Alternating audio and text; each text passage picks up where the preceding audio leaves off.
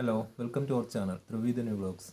ഇന്നത്തെ നമ്മുടെ വീഡിയോയിലേക്ക് എല്ലാവർക്കും സ്വാഗതം. പറഞ്ഞു പഠിപ്പിച്ചതാട്ടോ. അപ്പോൾ ഇന്ന് ഏട്ടൻ നമ്മളോടുണ്ട്. ഇന്ന് സൺഡേ ആണല്ലേ. അപ്പോൾ നമ്മുടെ ഇന്നത്തെ വീഡിയോ എന്താണെന്ന് അറിയാമോ? ഇൻഫെർട്ടിലിറ്റി ട്രീറ്റ്മെൻറ്റിൻ്റെ ബാക്കി ഭാഗം. അതെ.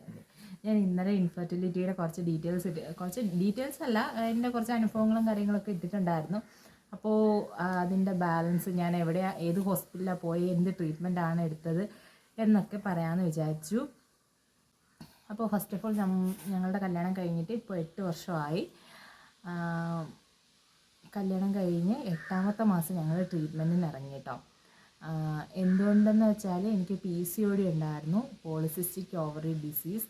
അത് നമുക്ക് കുറച്ച് സിംറ്റംസൊക്കെ അറിയാമായിരുന്നു. കാരണം വെച്ചാൽ ഫേഷ്യൽ ഹെയർ, ഇറഗുലർ പീരീഡ്സ്, തടി അങ്ങനെയൊക്കെ വന്നപ്പോഴത്തേക്കും നമ്മൾ കൊണ്ടുപോയി കാണിക്കാമെന്ന് വിചാരിച്ചു.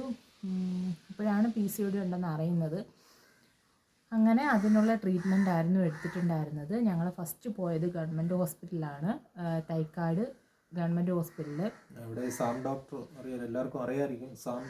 അവിടെ തന്നെ തൈക്കാട് ഗവൺമെൻറ് ഹോസ്പിറ്റലിൽ തന്നെ PCODക്കുള്ള ട്രീറ്റ്മെൻറ്റ് ചെയ്തു. അതോടൊപ്പം തന്നെ സ്പേം അനാലിസിസ് ഉണ്ടായിരുന്നല്ലേ, സ്പേം കൗണ്ട് നോക്കിയിട്ടുണ്ടായിരുന്നു. അതിൽ കൗണ്ട് കുറവായിരുന്നു. അതെ, അതിൻ്റെ മെഡിസിൻസ് ഒക്കെ നമ്മൾ 1 വർഷത്തോളം കഴിച്ചുകൊണ്ടിരിക്കുകയായിരുന്നു. അങ്ങനെ നമ്മൾ എന്ത് ചെയ്തു, IUI അതുവരെ നമുക്ക് നോർമലായിട്ട് ആയതുമില്ല. ഈ PCODക്കും സ്പേം കൗണ്ട് ചെറുതായിട്ടൊക്കെ വേരിയേഷൻ വരുന്നുണ്ടെങ്കിൽ നമുക്ക് വലിയ രീതിയിൽ കൂടുന്നില്ലായിരുന്നു. അപ്പോൾ എന്തായാലും ഫസ്റ്റായിട്ട് നമുക്ക് IUI ഒന്ന് ട്രൈ ചെയ്ത് നോക്കാമെന്ന് ഡോക്ടർ പറയുന്നല്ലേ. അങ്ങനെ നമ്മൾ 1 വർഷത്തിന് ശേഷം IUI ട്രൈ ചെയ്യുന്നു. നമ്മൾ ഫസ്റ്റ് IUI ചെയ്തത് എന്നായിരുന്നു? 2018 ഡിസംബറിൽ. അതായത് 1 വർഷത്തിനിടയ്ക്ക് ട്രീറ്റ്മെൻറ്റ് കഴിഞ്ഞ് 1 വർഷത്തിന് ശേഷം നമ്മൾ ട്രീറ്റ്മെൻറ്റ് IUI ഫസ്റ്റ് IUI ചെയ്ത് നോക്കുന്നു. അതൊരു ട്രൈ ചെയ്യാം എന്നുള്ള രീതിയിലായിരുന്നു. കാരണം ഇത് സ്പേം കൗണ്ട് അധികം കൂടാത്തതുകൊണ്ട് നമുക്ക് ട്രൈ ചെയ്ത് നോക്കാം എന്നുള്ള രീതിയിലായിരുന്നു. അങ്ങനെ ഞങ്ങൾ 2018 ഡിസംബറിൽ ഫസ്റ്റ് IUI ചെയ്തു. അത് നെഗറ്റീവായിരുന്നു. അങ്ങനെ അവിടെ തന്നെ 3 IUI ചെയ്തു. 2019 ജാനുവരിയിലായിരുന്നു രണ്ടാമത്തെ ചെയ്തിട്ടുണ്ടായിരുന്നത്. അതും നെഗറ്റീവായിരുന്നു. മൂന്നാമത് ചെയ്തു. 3 പ്രാവശ്യം തൈക്കാട് ഗവൺമെൻറ് ഹോസ്പിറ്റലിൽ ചെയ്ത കേട്ടോ. അത് കഴിഞ്ഞ് 2 മാസത്തെ ഗ്യാപ്പ് ഇട്ടതിന് ശേഷമാണ് ഞങ്ങൾ മൂന്നാമത്തെ IUI ചെയ്യുന്നത്. IUI ചെയ്യുന്നതിനൊക്കെ അവിടെ റേറ്റ് കുറവാണ് കേട്ടോ. പക്ഷേ മെഡിസിൻസ് എല്ലാം നമ്മൾ പുറത്തുനിന്ന് എടുത്തേ പറ്റത്തുള്ളൂ അല്ലേ. എല്ലാം നല്ല റേറ്റാണ്. ഇതിന്റെ മെഡിസിൻസിനെല്ലാം നല്ല റേറ്റാണ്. എല്ലാം വെളിയിൽ നല്ല എടുക്കുന്നത്, അപ്പോൾ നല്ല ഹൈ റേറ്റാണ്. അപ്പോൾ ഏട്ടൻ്റെ സ്പേം കൗണ്ട് എന്ന് പറയുന്നത് നമ്മൾ നോട്ട് ചെയ്ത് വെച്ചിട്ടുണ്ട്. എല്ലാവർക്കും ഓർക്കാൻ പറ്റാത്തതുകൊണ്ട് ആദ്യം നമ്മൾ ടെസ്റ്റ് ചെയ്യുന്നത് 2018 ജാനുവരിയിലാണ് കേട്ടോ. അപ്പം പ്രോഗ്രസീവ് മോട്ടിലിറ്റി നമുക്ക് 8% ആയിരുന്നു. 10% ഉണ്ടായിരുന്നു. രണ്ടാമത് നോക്കിയപ്പോൾ 8%, മൂന്നാമത് നോക്കിയപ്പോഴും 8% ആയിരുന്നു ഉണ്ടായിരുന്നത്. തീരെ കുറവാണ്. IUI ചെയ്യാനുള്ളൊരു കൗണ്ട് ഇല്ല, എങ്കിലും നമ്മൾ ട്രൈ ചെയ്ത് നോക്കിയത്. അപ്പം അത്രയും നമുക്ക് ഫെയിലായിട്ടുണ്ടായിരുന്നു കേട്ടോ. നമ്മൾ ഒരു ഗ്യാപ്പ് എടുക്കാമെന്ന് വിചാരിച്ചു. എന്ന് വെച്ചാൽ നമ്മൾ മൈൻഡ് ആകെ അപ്സെറ്റ് ആയല്ലേ. ആ 3 IUI ഫെയിലാണെന്ന് കണ്ടപ്പം പിന്നെ നമുക്ക് സ്വാഭാവികമായിട്ട് നമ്മുടെ മനസ്സൊന്ന് അപ്സെറ്റ് ആയി. വേറെ ഹോസ്പിറ്റലിനെ ഒന്നും ഒരിക്കലും കുറ്റം പറയുന്നില്ല. ഏറ്റവും നല്ല ട്രീറ്റ്മെന്റ് ആണ്, നല്ല ഡോക്ടറാണ്. ഒരിക്കലും ഞങ്ങൾ തൈക്കാട് ഹോസ്പിറ്റലിനെ ഒന്നും കുറ്റം പറയൂല. അതുകൊണ്ടാണ് ആ ഒരു ഡോക്ടർ ലാസ്റ്റ് ഞങ്ങൾ ആ ഡോക്ടറിൻ്റെ അടുത്താണ് എത്തിയത്. അതിനുള്ള സാർ ഉണ്ടായതുകൊണ്ടാണ് ആ ഹോസ്പിറ്റലിൽ നമ്മൾ എത്തുന്നത്. സാർ ഗവൺമെൻറ് ഹോസ്പിറ്റലിൽ നിന്ന് റിട്ടയർഡ് ആയി. അതൊക്കെ വഴിയേ പറയാം. അപ്പോൾ 2019 4 മാസത്തിൽ ആ ട്രീറ്റ്മെൻറ്റ് സ്റ്റോപ്പ് ചെയ്യുക. അതിനുശേഷം നമ്മൾ അടുത്ത ആൾ പറഞ്ഞ ഒരു പ്രൈവറ്റ് ഹോസ്പിറ്റൽ പേര് പറയാൻ ഞങ്ങൾ ആഗ്രഹിക്കുന്നില്ല. ഏട്ടന് ഓർമ്മയുണ്ടോ ആ ഹോസ്പിറ്റൽ? അപ്പോൾ അവിടെ നമുക്കൊരു ബാഡായല്ല, നമുക്ക് അത്ര ഒരു ബിസിനസ് മൈൻഡിലൂടെയാണ് ആ ഒരു ട്രീറ്റ്മെൻറ്റ് നമ്മൾ കണ്ടത്. കാരണം വെച്ചാൽ അവിടെ ചെന്നിട്ട് എനിക്ക് അവരൊരു ട്രീറ്റ്മെൻറ്റ് ചെയ്തില്ല. അവിടെ ആദ്യമേ സ്പേം കൗണ്ട് നോക്കി കുറവാണെന്നുണ്ട്. പിന്നെ ഞങ്ങളൊരു 4 മാസത്തോളം അവിടെ ചെയ്തു. 4 മാസവും ഈ സ്പേം കൗണ്ടിനുള്ള ട്രീറ്റ്മെൻ്റ് ആയിരുന്നു അവർ ചെയ്തിട്ടുണ്ടായിരുന്നത്. അതുകൊണ്ട് ഞങ്ങൾ വീണ്ടും ആ ഹോസ്പിറ്റൽ അവിടെ വെച്ച് സ്റ്റോപ്പ് ചെയ്യാണ് ഉണ്ടായത്. ഓക്കെ. പിന്നെ വേറൊരു ഹോസ്പിറ്റലിൽ ഞങ്ങൾ പോയി. അതെ, അതും പ്രൈവറ്റ് ഹോസ്പിറ്റലായിരുന്നു. അവിടെ ചെന്നപ്പോഴത്തേന് ട്രീറ്റ്മെൻറ്റൊക്കെ നടത്തിയിട്ടുണ്ടായിരുന്നു. PCODക്കുള്ള മെഡിസിൻസ് തന്നു, സ്പേം കൗണ്ട് കൂടാനുള്ള മെഡിസിൻസ് തന്നു. ഏകദേശം ഞങ്ങൾക്ക് ഈ പ്രൈവറ്റ് ഹോസ്പിറ്റലും ഗവൺമെൻറ് ഹോസ്പിറ്റലൊക്കെ പോയി ഇതിനുള്ള മെഡിസിൻ എടുത്തപ്പോൾ തന്നെ ഏകദേശം ഒരു 4 ലക്ഷം രൂപയോളം അപ്പോൾ തന്നെ ആയിട്ടുണ്ടായിരുന്നു. അങ്ങനെയാണ് അടുത്ത പ്രൈവറ്റ് ഹോസ്പിറ്റലിൽ പോകുന്നത്. അവിടെ ചെന്നപ്പോൾ ഫസ്റ്റ് എനിക്ക് പറഞ്ഞ് കുറച്ച് 3-4 മാസം അവിടെ മെഡിസിൻ കഴിച്ചു കേട്ടോ. PCODക്കുള്ളതും സ്പേം കൗണ്ടിൻ്റെയും ട്രീറ്റ്മെൻറ്റ് എടുത്തു. അപ്പോഴാണ് അവർ ലാപ്രോസ്കോപ്പി ചെയ്ത് നോക്കാം എന്ന് പറയുന്നത്. അപ്പോൾ ഞാൻ ലാപ്രോസ്കോപ്പി ചെയ്ത് 2-3 പേരെടുത്ത് ഇങ്ങനെ അന്വേഷിച്ചിട്ടുണ്ടായിരുന്നു. അപ്പോൾ അവർക്കൊക്കെ കുഞ്ഞുങ്ങളായി. നമ്മളെ മനസ്സിലെന്താ, ഓക്കെ ലാപ്രോസ്കോപ്പി ചെയ്തു ഒരു 4 മാസം കഴിയുമ്പോഴത്തേനും ഒരു റിസൾട്ട് ഉണ്ടാവും എന്നാണ് വിചാരിച്ചിരിക്കുന്നത്. അങ്ങനെ അത് ചെയ്ത് നമ്മൾ വെയിറ്റ് ചെയ്ത് നോക്കിയല്ലേ. വെയിറ്റ് ചെയ്ത് ഏകദേശം 6 മാസത്തോളം ഞങ്ങൾ നോർമലായിട്ട് ആവാൻ നോക്കി. അവിടെ ഫെയിലാവുകയാണ് ചെയ്തത്. അപ്പോൾ 2020 കേട്ടോ ഞങ്ങൾ ആ പ്രൈവറ്റ് ഹോസ്പിറ്റലിൽ ലാപ്രോസ്കോപ്പി ചെയ്തത്. അപ്പോഴത്തേനും പിന്നെ അവിടെ സ്റ്റോപ്പ് ചെയ്യേണ്ടി വന്ന്. പിന്നെ അടുത്ത ആൾ അങ്ങനല്ല, നമ്മൾ പിന്നെ വലിയൊരു ഗ്യാപ്പ് എടുക്കുകയാണ് ചെയ്തത്. നല്ലൊരു ഗ്യാപ്പ് എടുത്തു. കാരണം വെച്ചാൽ നമ്മൾ വീട് പണിയൊക്കെ നടക്കുന്നുണ്ടായിരുന്നു. അതിൻ്റെ ഒരു ഇതിൽ നമ്മൾ പിന്നെ അതെ. ഓക്കെ. അടുത്തായിട്ട് നമുക്കൊരു 2021 ഒരു ഇൻസിഡൻ്റ് ഉണ്ടായി ഇല്ലേ.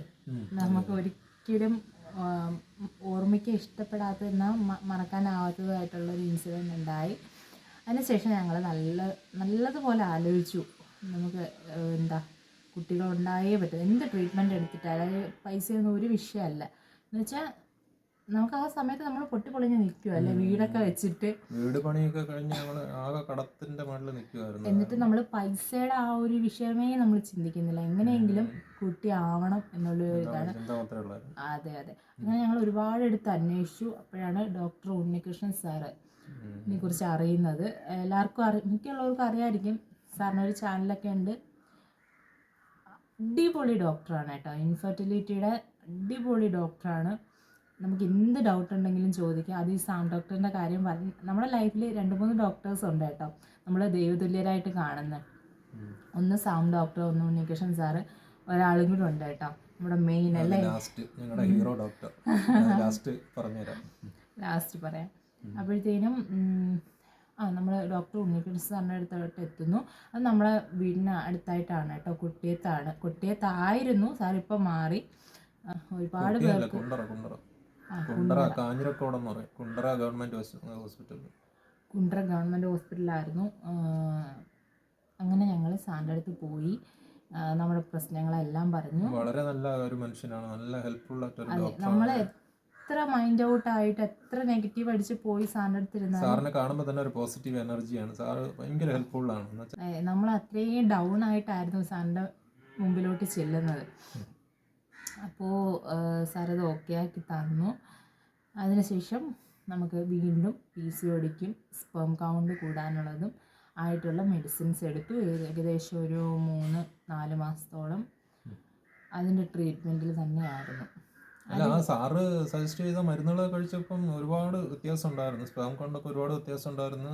ഇദ്ദേഹത്തിൻ്റെ PCODക്കൊക്കെ ഒരുപാട് വ്യത്യാസം ഉണ്ടായിരുന്നു. അതിനുശേഷം അത് വ്യത്യാസം വരാൻ കാരണമുണ്ട്. ഞാൻ ഡയറ്റ് എടുത്തിട്ടുണ്ടായിരുന്നു, എക്സസൈസ്, ജിമ്മിൽ പോയിട്ടുണ്ടായിരുന്നു. ഒരുപാട് വെയിറ്റ് ഒക്കെ കുറച്ചു. അതെ, നല്ല എന്ന് വെച്ചാൽ അത്രയും നാളും എവിടെ ചെന്നാലും ഡയറ്റ് എക്സസൈസ് ചെയ്യണം, ഡയറ്റ് എടുക്കണം എന്നൊക്കെ പറയുന്നുണ്ടെങ്കിൽ നമ്മളെ മൈൻഡിലോട്ട് അത് കയറത്തില്ല. നമുക്കത് മടി വരും. വരുവാണെന്നല്ലേ കരച്ചിൽ കേട്ടോണ്ടാണ് പോയെടുത്തത്. ഹായ് പാനി. ഹായ്. അവിടെ ട്രീറ്റ്മെൻറ്റ് എടുത്തു കഴിഞ്ഞിട്ട് അപ്പോൾ സാർ പറഞ്ഞു ഓക്കെ നോർമലായിട്ട് ആവുന്നില്ല, അപ്പോൾ IUI ചെയ്ത് നോക്കാമെന്ന് പറഞ്ഞു. അപ്പോൾ അടുത്ത വീണ്ടും IUI നമ്മൾ ചെയ്യുക എന്ന് വെച്ചാൽ സാർ ആദ്യമേ IVFൻ്റെ കാര്യം പറഞ്ഞല്ലേ നമ്മളോട്, ആദ്യമേ പറഞ്ഞിട്ടുണ്ടായിരുന്നു IVFൻ്റെ. അപ്പോൾ നമ്മൾ IVFനെ കുറിച്ച് ചിന്തിക്കുന്നതേ ഇല്ല. എന്നുവെച്ചാൽ പൈസ കയ്യിലില്ല ആ ഒരു ഇതുകൊണ്ടിട്ട്. അങ്ങനെ നമ്മൾ IUI ചെയ്യാമെന്ന് തീരുമാനിക്കുന്നു. അങ്ങനെ 11-ാം മാസം 2022 11 മാസം ഫസ്റ്റ് IUI ചെയ്യുന്നു, ഫെയിലാവുന്നു. വീണ്ടും 2023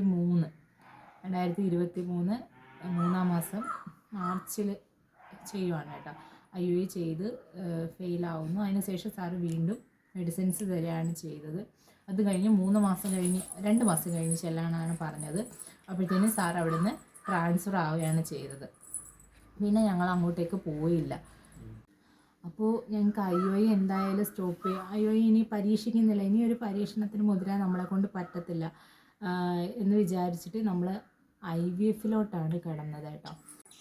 അങ്ങനെ ഞങ്ങൾ IVFനെ കുറിച്ച് ഒരുപാട് അന്വേഷിച്ചപ്പം ഞങ്ങൾ ട്രിവാൻഡ്രം കേട്ടോ മോളെ.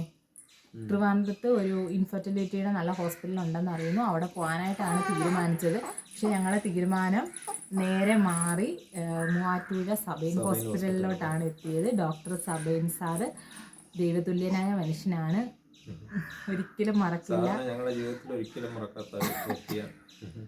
അതെ. അപ്പോൾ സാറൊരു ട്രീറ്റ്മെൻറ്റ് പറയുന്നു, അത് ഞങ്ങൾ ചെയ്തു. IVF തന്നെയായിരുന്നു കേട്ടോ. IVFിൻ്റെ ഫിക്സി എന്ന് പറയുന്നൊരു ട്രീറ്റ്മെൻ്റ് ആയിരുന്നു. അത് ഞങ്ങൾക്ക് 2 പ്രാവശ്യമേ മൂവാറ്റുപുഴ പോവേണ്ടി വന്നിട്ടുള്ളൂ. അങ്ങനെ ഞങ്ങൾ അതിൻ്റെ ഡീറ്റെയിൽസൊക്കെ ഞാൻ വഴിയെ പറയാം കേട്ടോ. അങ്ങനെ ഞങ്ങളവിടെ ട്രീറ്റ്മെൻറ്റ് എടുത്തു. ഞങ്ങൾക്ക് സെപ്റ്റംബർ 30 റിസൾട്ട് അറിഞ്ഞു പോസിറ്റീവ് ആണെന്നുള്ളത്. അങ്ങനെയാണ് ഇവരെ കിട്ടിയത്. IVFിൻ്റെ കാര്യങ്ങളും ഞാൻ എങ്ങനെയാണ് ചെയ്തത് ഒക്കെ ഞാൻ വേറൊരു വീഡിയോയിൽ പറയാം കേട്ടോ. അപ്പോൾ ഇത്രയൊക്കെയുള്ള നമ്മുടെ ഇന്നത്തെ വീഡിയോ ഇഷ്ടപ്പെട്ടാൽ ലൈക്ക് ചെയ്യുക, ഷെയർ ചെയ്യുക, സബ്സ്ക്രൈബ് ചെയ്യുക. നിങ്ങളുടെ സജഷൻസ് കമൻറ്റ് ബോക്സിൽ ഉറപ്പായിട്ടും ഇടണം കേട്ടോ. അപ്പോൾ ഇത്രയൊക്കെയുള്ള ഇന്നത്തെ വീഡിയോ. ബൈ.